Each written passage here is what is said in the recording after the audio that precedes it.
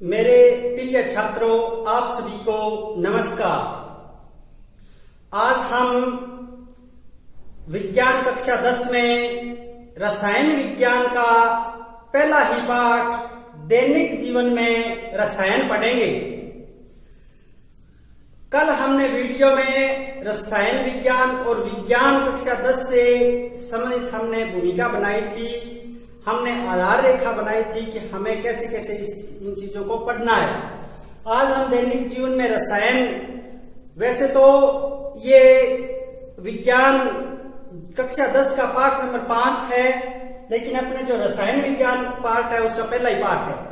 तो यहां हम इस पाठ का अर्थ जानने की कोशिश करेंगे। सबसे पहले कि दैनिक जीवन में रसायन का अर्थ क्या है। दैनिक जीवन का मतलब ये होता है कि अपनी जो दिनचर्या है, सुबह उठते हैं और शाम को जब हम सोते हैं, तो इसके बीच की जो अवधि है उसमें हम जो जीवन जीते हैं वो दैनिक जीवन हुआ। और उसमें रसायन का हम कितना उपयोग करते हैं, प्रयोग करते हैं, और कौन कौन से रसायनों का हम प्रयोग करते हैं, इस पाठ में ये जानकारियां दी गई हैं। तो सबसे पहले हमारे दैनिक जीवन में रसायन का अर्थ, इस पाठ का अर्थ हमें समझना है कि ये पाठ हमें बताना क्या चाहता है। ये पाठ हमें ये बताना चाहता है कि अपने जो दैनिक जीवन में रसायनों का हम कितना उपयोग करते हैं, प्रयोग करते हैं, क्या हम रसायनों के बगैर रह सकते हैं या नहीं रह सकते, और कौन कौन से रसायनों का हम प्रयोग करते हैं, इस बारे में इस पाठ में जानकारी दी गई है। और हम इस पाठ को बड़े गौर से मन लगा करके पढ़ेंगे। और ये बता देता हूं कि ये बोर्ड परीक्षा में 4 अंक का इसका प्रश्न आने वाला है, और उसमें से एक चित्र भी आएगा। तो साथ साथ में हम पाठों का अंक विभाजन और उनमें से कौन से कैसे प्रश्न बनते हैं ये भी हम पढ़ते चलेंगे, ताकि आपके भी ये जो इसकी जो अवधारणा है वो क्लियर होती चली जाए कि कौन कौन से पाठ है, वो कितने कितने अंक हैं, उनमें से कौन से प्रश्न आने की संभावना है बोर्ड परीक्षा में। तो हम बोर्ड परीक्षा 2021 की शुरुआत कर चुके हैं और कक्षा 10 विज्ञान की ऑनलाइन पढ़ाई हमने शुरू कर दी है। अभी भी कुछ बच्चे जो अपने इस चैनल से नहीं जुड़े हैं, तो उन सभी स्टूडेंट्स तक आप ये सूचना जरूर पहुंचाएं, ताकि ये अपने विज्ञान कक्षा 10 से जुड़ सकें और इसका फायदा उठा सकें। चलिए हम दैनिक जीवन में रसायन विज्ञान के पाठ की शुरुआत करते हैं। तो हम सबसे पहले रासायनिक पदार्थों के बारे में जानने का प्रयास करते हैं। दैनिक जीवन तो हम समझ गए, अपने जो दिन की जो सुबह उठते हैं उससे लेकर के शाम को सोते हैं तब तक की जो अवधि है उसमें हम जीवन जीते हैं, वो दैनिक जीवन है। और रसायन, अब यहाँ हमें रसायन का अर्थ समझना है। सबसे पहले हम रासायनिक पदार्थों के बारे में चर्चा करते हैं। कुछ एक रासायनिक पदार्थ हैं, जैसे साबुन है, अपमार्जक है, वस्त्र है, सीमेंट है, औषधियां हैं, और भी रासायनिक पदार्थ हैं। और जो मोटर वाहन से संबंधित हैं, कृषि क्षेत्र में बहुत सारे हम रासायनिक पदार्थ, जैसे कोई उर्वरक हैं या कोई जहर है, उनका यूज करते हैं। अपने जो खाद्य पदार्थ होते हैं उनमें परिरक्षक के रूप में, और जो रसोई के अपने रसोई का जो सामान होता है उसके अंदर जैसे नमक है और सिरका है, और कोई अन्य जो भी पदार्थ अपने काम में लेते हैं वो रासायनिक पदार्थ, वो सभी क्या हैं, रासायनिक पदार्थ हैं। उन रासायनिक पदार्थों का सूत्र हमें पता होना चाहिए कि इसका सूत्र क्या है। जैसे हम सुबह उठते ही जल का प्रयोग करते हैं, मुंह धोते हैं, पानी पीते हैं हम, तो उस पानी का, जल का सूत्र हमें रासायनिक सूत्र पता होना चाहिए। ये एक रासायन ही हुआ। 2 या 2 से अधिक तत्व मिलकर के एक निश्चित रासायनिक संयोग से जिस पदार्थ का निर्माण करते हैं उसे यौगिक कहते हैं। और कल के वीडियो में हमने 20-30 यौगिकों के सूत्र लिखे थे, वो सूत्र आप लिख करके बार बार दोहरान करें। और मैं ये कहना चाहूंगा यहाँ कि रसायनों का जो प्रयोग है वो जीवन के प्रत्येक क्षेत्र में बड़ी मात्रा में किया जाता है। और सत्य बात यह है कि रसायन के बिना जीवन संभव नहीं है। अब हम इस रसायन को वैसे 3 भागों में हम बांट लेते हैं, अम्ल, क्षार और लवण। तो अम्ल, क्षार और लवण के बारे में हमने छोटी कक्षाओं में 6, 7, 8 में पढ़ा है। इनके बारे में हमने थोड़ी थोड़ी बातें जानी हैं, जैसे अम्ल स्वाद में खट्टे होते हैं, क्षार स्वाद में कड़वे होते हैं, लवण है वो नमकीन होते हैं, और अम्ल क्या है, नीले लिटमस पत्थर को लाल कर देते हैं, और क्षार लाल लिटमस पत्थर को नीला कर देते हैं। आइए अम्ल, क्षार, लवण को जानने का प्रयास करें। देखिए, हम अम्ल और क्षार की जो सामान्य जानकारी है वो जानते हैं। अम्ल स्वाद में खट्टे होते हैं, अम्ल नीले लिटमस पत्थर को लाल कर देते हैं। अम्ल को अंग्रेजी में एसिड कहते हैं, जो लैटिन भाषा के एसिड्स यानी जिसका अर्थ होता है खट्टा शब्द से बना है। ये जो जानकारियां हैं हमने कक्षा 6, 7, 8 इनमें पढ़ लिया, लेकिन 10वीं कक्षा में हमें इनसे थोड़ा ज्यादा यानी गहराई से इन्हें जानने का प्रयास करना है। ये तो सामान्य बातें आप लोगों को पता है, फिर भी मैंने यहाँ लिख दी क्योंकि आपको पीछे की कक्षाएं हैं उनकी जो जानकारियां हैं वो ताजा हो जाएं। इसी हिसाब से क्षार यह स्वाद में कड़वे होते हैं, और क्षार लाल लिटमस पत्थर को नीला कर देते हैं, और ये स्पर्श करने पर साबुन जैसे चिकने लगते हैं। देखिए, अम्ल और क्षार में जब अंतर पूछा जाता है तो ये 3 बातें सामान्य रूप से लिखी जाती है, और कई बार बच्चे यहां गलती कर देते हैं कि ये नीले लिटमस पत्थर को लाल करता है अम्ल, यहां लिख दिया जाता है कि लाल लिटमस पत्थर को ये नीला कर देते हैं, और उल्ट करके इसको लिख देते हैं कि नीले लिटमस पत्थर को ये लाल कर देते हैं। तो इनको हम याद कैसे रखें, इसका एक छोटा सा ट्रिक है, वो मैं बता देता हूं। आप लोगों को अनिल नाम याद रह जाएगा, अनिल, अपंगानी अनिला, अनिल को हम अनिला कह देते ना, तो अनिला शब्द आप याद रखो। ए का मतलब होता है अम्ल, और नी का मतलब होता है नीला, और ला का मतलब होता है लाल, यानी अम्ल है जो नीले लिटमस पत्थर को लाल कर देता है। ये शब्द आपको याद रह जाएगा जब हम अम्ल, क्षार, लवण की बात करेंगे तो। और इससे आप छालनी शब्द याद करके भी लिख सकते हो। छा का मतलब हो गया क्षार, ले का मतलब लाल, और नी का मतलब नीला। कहने का मतलब अगर एक शब्द याद करते हो, एक याद हो जाएगा तो दूसरा उसका उल्टा है, अपने आप ही याद हो जाएगा। इन 2 शब्दों में से एक शब्द भी आप याद कर लेते हैं तो इन दोनों की जो सामान्य जानकारी है वो आप अच्छी तरह से याद रख सकते हैं। जब इनको जल में घोलते हैं या विलय करते हैं, तो अगर जल की मात्रा ज्यादा है तो ऐसे अम्ल या क्षारों को तनु अम्ल या क्षार कहेंगे, और यदि जल की अपेक्षा इन अम्ल और क्षारों की मात्रा ज्यादा है तो ऐसे विलयन अम्ल और क्षार के हैं वो सांद्र विलयन कहलाएंगे। तो यहाँ तनु और सांद्र, तनु का मतलब होता है पतलापन, पतला, और सांद्र का मतलब होता है गाढ़ापन। तो यहाँ आप कोई बार बार जिक्र आए तनु अम्ल, सांद्र अम्ल, तो आप समझ लेना कि तनु का मतलब उसमें पानी की मात्रा ज्यादा है, सांद्र का मतलब उसमें पानी की अपेक्षा अम्ल की मात्रा ज्यादा है। इसी तरह से क्षार के बारे में अब आगे हम चलते हैं इनके अम्लों के और क्षार के उदाहरण लिखता हूं मैं बोर्ड पर। कल हमने बहुत सारे यौगिकों के सूत्र लिखे, उनमें से अम्ल भी थे, क्षार भी थे, लवण भी थे, लेकिन हम यहाँ अम्ल और क्षार के अलग अलग उदाहरण लेंगे और उसके बाद में लवण को पढ़ेंगे।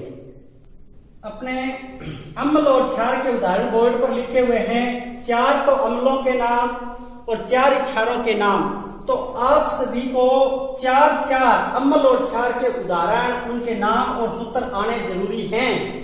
हम जितनी भी इसमें रासायनिक अभिक्रिया पढ़ेंगे तब ये अभिक्रियाओं में पूछा जाएगा कि अम्ल की अभिक्रिया क्षार के साथ है और कौन से अम्ल की, ठीक है। तो इस तरह से हमें कम से कम 4 अम्ल और 4 क्षार जिनके नाम सूत्र अच्छी तरह से याद होने चाहिए। तो ये देखिए CH3COOH एसिटिक अम्ल, जिसको एथेनोइक अम्ल भी कहते हैं IUPAC में, HCl को हाइड्रोक्लोरिक अम्ल, H2SO4 को सल्फ्यूरिक अम्ल और HNO3 को नाइट्रिक अम्ल। और ये जो सल्फ्यूरिक अम्ल है वो अम्लों का राजा भी है।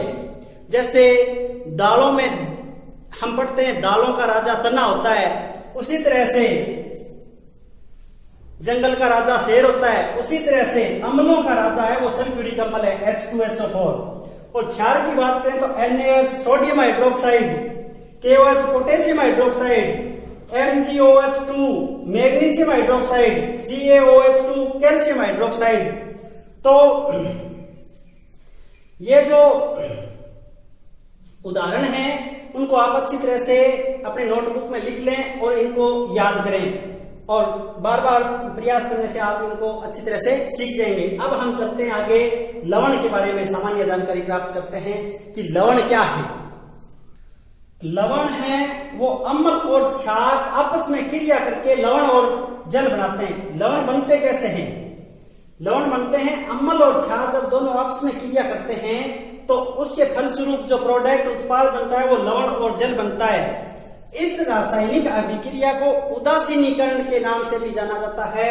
आपसे ये पूछ लिया जाए कि उदासीनीकरण अभिक्रिया किसे कहते हैं, तो इसका जवाब यही है कि अम्ल और क्षार क्रिया करके लवण और जल देते हैं। तो एक हमने अम्ल लिया हाइड्रोक्लोरिक अम्ल, एक हमने क्षार लिया सोडियम हाइड्रोक्साइड, इनकी आपस में क्रिया करवाई, रासायनिक अभिक्रिया हुई तो NaCl प्लस H2O यानी नमक और जल बना।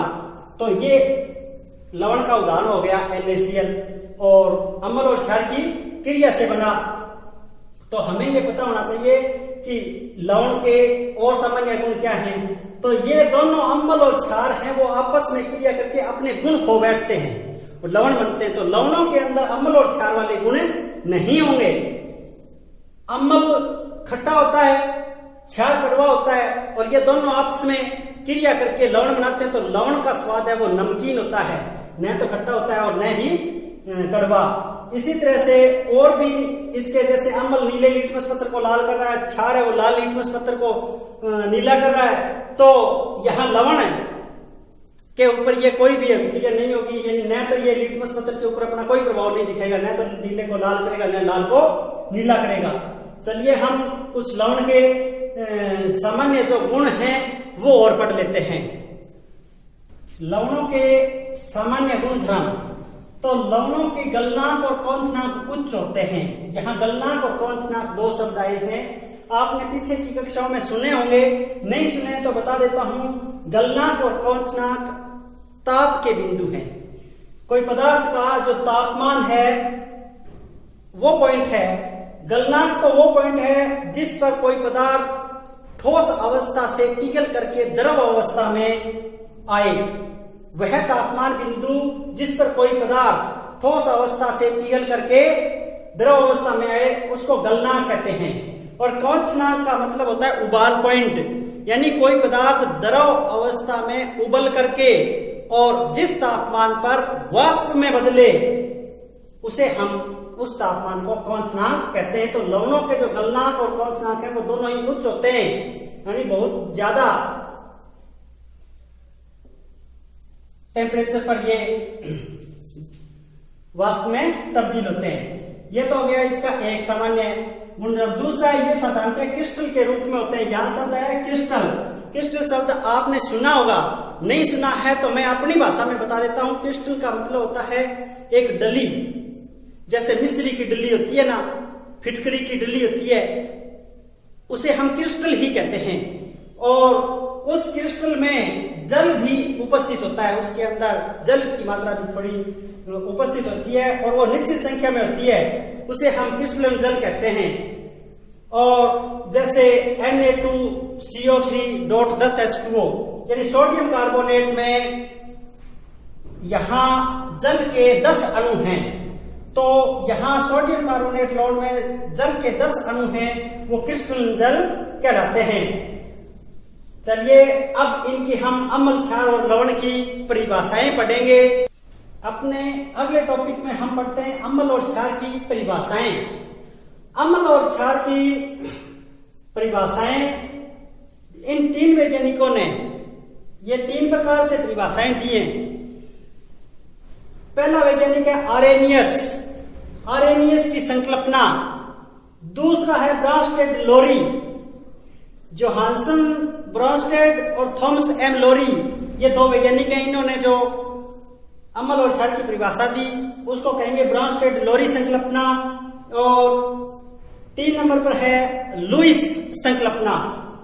देखिए, मैं आप लोगों को यह बता देना चाहता हूं कि 2020 की बोर्ड परीक्षा में आरेनियस संकल्पना आ चुकी है। अब हो सकता है 2021 की बोर्ड परीक्षा में ब्रॉन्स्टेड लोरी संकल्पना या लुईस संकल्पना में से एक आ जाए। तो हमें इन तीनों ही परिभाषाओं को अच्छी तरह से समझना है कि इन तीनों वैज्ञानिकों ने अम्ल और क्षार की परिभाषाएं दी और वो भी अलग अलग कैसे, जानने का प्रयास करेंगे। तो सबसे पहले हम आरेनियस की संकल्पना पढ़ते हैं।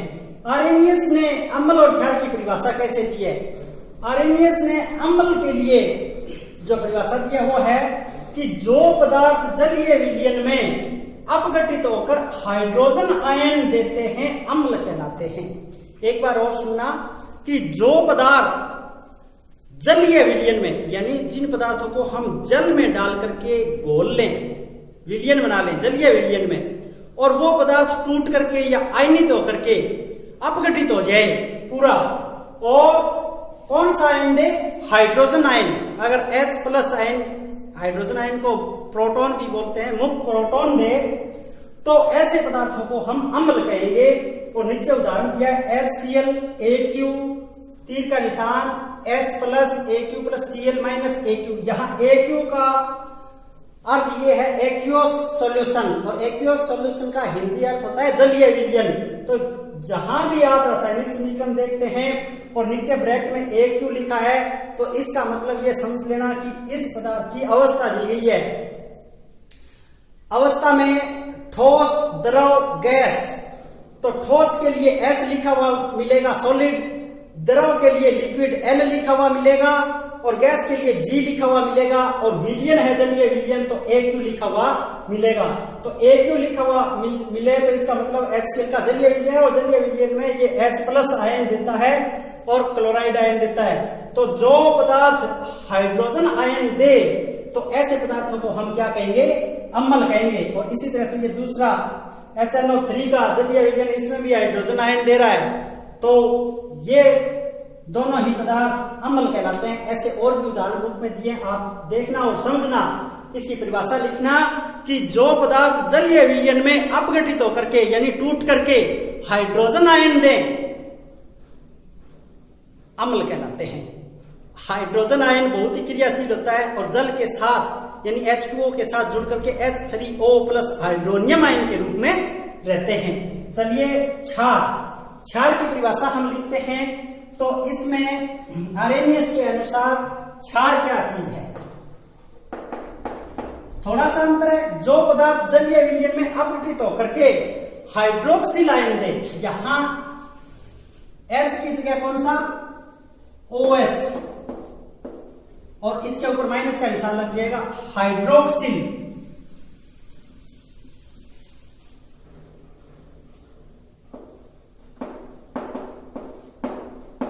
हाइड्रोक्सिल आयन देते हैं, क्षार कहलाते हैं। बस इतना ही अंतर है अम्ल और क्षार की परिभाषा में, ज्यादा अंतर नहीं है। उसमें तो था हाइड्रोजन आयन और इसमें हाइड्रोक्सिल आयन, OH आयन। अगर कोई भी पदार्थ है वो जलीय विलयन में टूट करके OH आयन देगा तो वो पदार्थ क्या कहलाएगा? क्षार। और इसके उदाहरण हम और दूसरे उदाहरण लिख सकते हैं, जैसे NaOH को ले लेते हैं।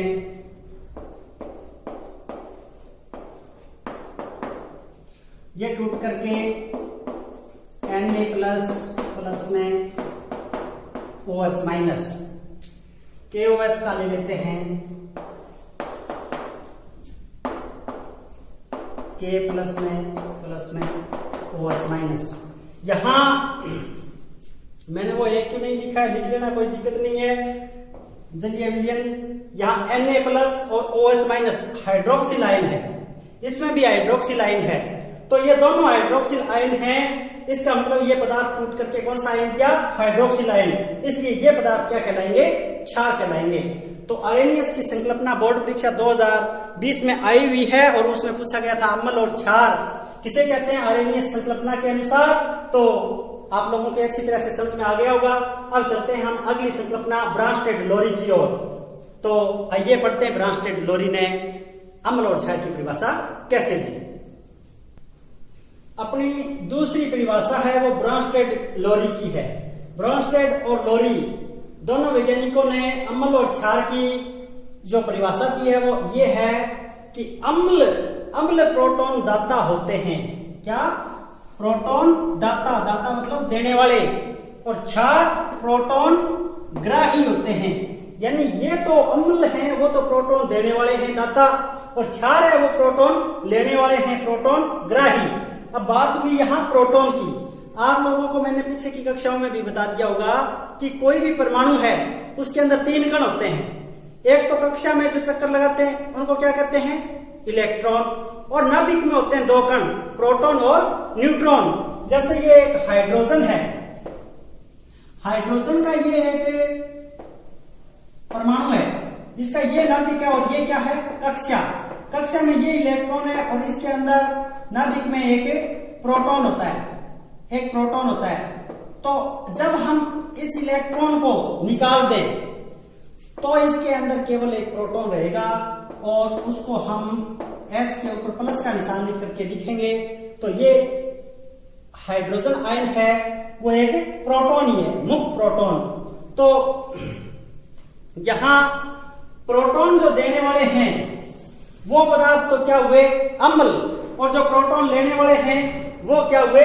क्षार। तो यहाँ एक उदाहरण देकर के समझाया गया। यहाँ Ha+B, ये A और B, इस A के साथ H को दिखाया गया, ये एक प्रोटॉन है। तो यहाँ ये अम्ल है वो प्रोटॉन देने वाला है, इसने दिया B को। तो देने से इसके ऊपर तो माइनस का निशान आ गया A के ऊपर, और इसके ऊपर क्या हो गया? लेने से प्लस का निशान आ गया। तो ये एक प्रोटॉन A से B के पास चला गया। तो A देने वाला है इसलिए अम्ल और B लेने वाला है इसलिए क्षार। जो प्रोडक्ट बनेंगे उसमें संयुग्मी क्षार और संयुग्मी अम्ल। तो ब्रांस्टेड-लोरी ने संयुग्मी क्षार और संयुग्मी अम्ल की भी अवधारणा हमें दी है। तो जो अम्ल से प्रोटॉन देने के बाद में जो प्रोडक्ट बन रहा है उसको तो संयुग्मी क्षार कहेंगे, और जो प्रोटॉन लेकर के क्षार से प्रोटॉन ले लेता है तो उसको हम क्या कहेंगे? संयुग्मी अम्ल कहेंगे। इसका एक उदाहरण लेते हैं। हम एक उदाहरण लेते हैं, रासायनिक अभिक्रिया लेते हैं और उसमें देखते हैं कि कौन सा तो प्रोटॉन ले रहा है और कौन प्रोटॉन दे रहा है। तो यहां देखिए एक H2O जल प्लस अमोनिया NH3। तो इसमें क्या है? ये एक अमोनिया और ये एक जल। तो यहां जल एक प्रोटॉन अमोनिया को दे रहा है। तो यहां क्या हो गया? NH4 हो गया, और वो क्या हो गया? OH हो गया, एक H निकलने से। तो इसके ऊपर तो माइनस का निशान आ गया और इसके ऊपर प्लस का निशान आ गया। तो यहां हम लिखेंगे H2O ने प्रोटॉन दिया। तो यहां लिख देते हैं प्रोटॉन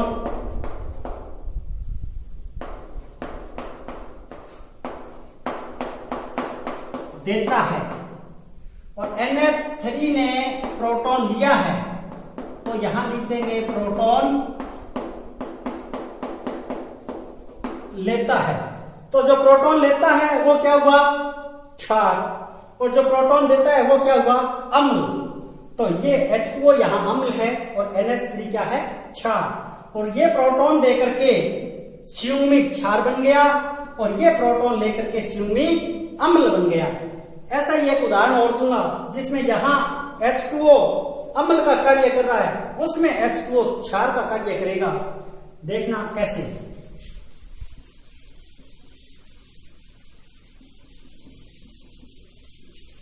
जैसे एक उदाहरण हम लेते हैं हाइड्रोक्लोरिक अम्ल HCl प्लस H2O जल। इसमें क्या है? ये हाइड्रोक्लोरिक अम्ल है इसका जो जलीय विलयन में ये पूर्णतः आयनित हो जाता है, ज्यादा क्रियाशील है, तो ये यहां प्रोटॉन देगा और ये प्रोटॉन लेगा, तो ये प्रोटॉन लेकर के H3O बन जाएगा प्लस ये देकर के Cl माइनस बन जाएगा। तो ये हुआ प्रोटॉन देता है, प्रोटॉन देता है, और ये प्रोटॉन लेता है। समझ गए होंगे इसमें अम्ल कौन है और क्षार कौन है। यहां HCl प्रोटॉन दे रहा है तो L ये अम्ल हुआ, और H2O यहां प्रोटॉन ले रहा है तो ये क्षार हुआ। ये संयुग्मी अम्ल और ये संयुग्मी क्षार। तो ब्रांस्टेड-लोरी से आप इसकी परिभाषा अच्छी तरह से समझ गए होंगे कि अम्ल वे पदार्थ हैं जो प्रोटॉन दाता हैं और क्षार वो पदार्थ हैं जो प्रोटॉन ग्राही हैं। और आप उदाहरण देकर के अच्छी तरह से इसे समझा सकते हैं, खुद समझ सकते हैं और अपने साथी स्टूडेंट्स को भी समझा सकते हैं। चलिए अपनी जो लास्ट जो परिभाषा है वो है लुईस संकल्पना। लुईस संकल्पना पढ़ करके अपने इस वीडियो को हम विराम देंगे। अम्ल और क्षार की अपनी लास्ट परिभाषा है वो लुईस संकल्पना है। देखिए ब्रांस्टेड-लोरी की संकल्पना हमने पढ़ी, उसकी कमी यह थी कि वे पदार्थ जो एप्रोटिक हैं, एप्रोटिक अम्ल और क्षार हैं, उनके बारे में वो संकल्पना कामयाब नहीं थी।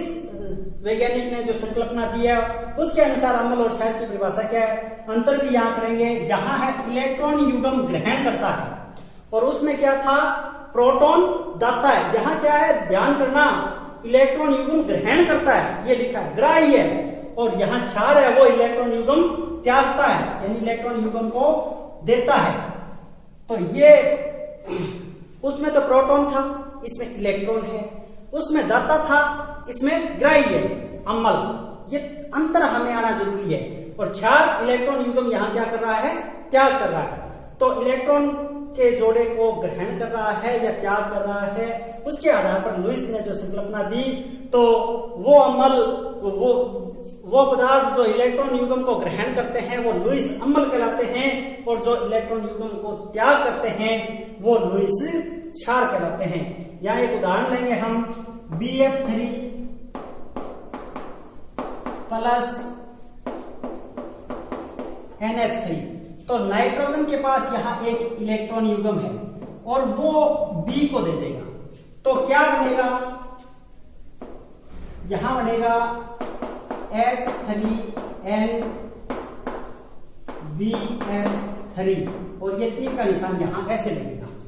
ये तीर का निशान ऐसे इसलिए लगा कि इस N ने, नाइट्रोजन ने एक एकांकी इलेक्ट्रॉन युग्म को B को दिया है, साझा किया है, लेकिन दोनों के दोनों का जो जोड़ा है वो B को दिया है। तो इसलिए ये जो तीर का निशान है इसे उपसह संयोजक बंध भी कहते हैं। ऐसे बंध को क्या कहते हैं, उपसह संयोजक बंध। ये आगे पढ़ेंगे हम, उपसह संयोजक बंध कहलाता है ये। आयनिक बंध, उपसह संयोजक बंध, सहसंयोजक बंध, ये हम आगे पढ़ेंगे। तो यहां सिर्फ आपको यही समझना है कि इलेक्ट्रॉन युग्म को नाइट्रोजन ने तो दिया है और B ने लिया, यानी अमोनिया ने तो दिया है, BF3 ने लिया है। तो यहां जो देने वाला है वो तो हुआ क्षार, और जो लेने वाला हुआ वो अम्ल। ये हमें यहां परिभाषा समझनी थी। और इसमें उदाहरण देंगे तो अम्ल के BF3, AlCl3 और Mg2 प्लस Na प्लस, यानी जो धनायन है, जो क्या है, धनायन, जितने भी धनायन हैं वो सारे अम्ल होंगे, और जितने भी ऋणायन हैं